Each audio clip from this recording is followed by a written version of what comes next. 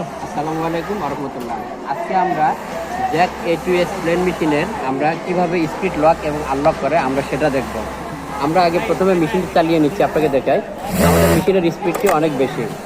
তারপরে আমরা ডিসপ্লেতে আসি।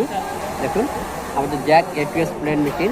আমরা স্পিড লকের জন্য প্রথমে মেশিনের পাওয়ার সুইচটি অফ করে নেব। তারপরে প্লাস বাটন এবং এস বাটনটা আমরা পি বাটন এবং এস বাটন দুইটা একসাথে আমরা প্রেস করে ধরে রাখবো। তারপরে আমরা পাওয়ার বাটন সুইচটা আমরা প্রেস করবো।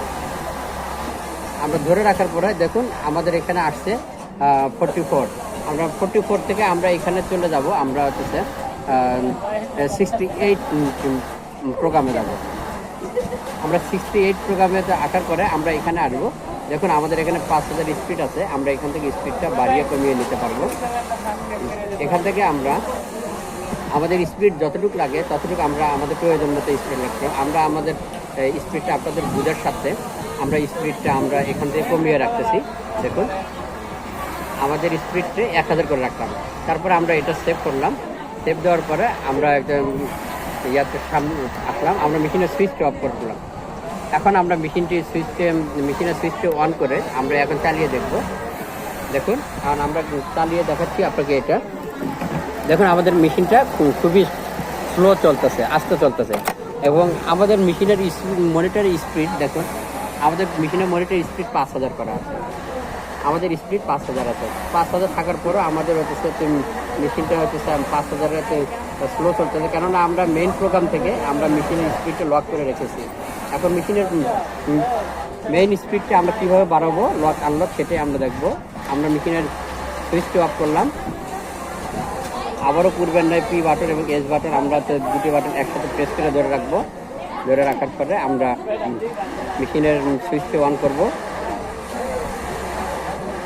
মেশিনের সুইচটি অন করার পরে আমাদের প্রোগ্রাম নম্বর 44 আসে। আমরা এখানে 68-এ আসবো। 68-এ আসার পরে দেখুন আমাদের এখানে 1000 করা আছে। এখান থেকে আমরা আমাদের প্রয়োজন মতো আমরা বাড়িয়ে নেব। আমরা আমাদের প্রয়োজন মতো এখান থেকে আমাদের যতটুকু লাগে আমরা বাড়িয়ে নেব। আমাদের প্লেন মেশিনের স্পিড আমাদের দরকার হচ্ছে 3500, আমরা 3500 রেখে দিলাম। তারপরে আমরা এটাতে করলাম। তারপরে পি বাটন প্রেস করে আমরা বের হয়ে আসলাম। আমরা আবারও মেশিনের সুইচটি অফ করলাম।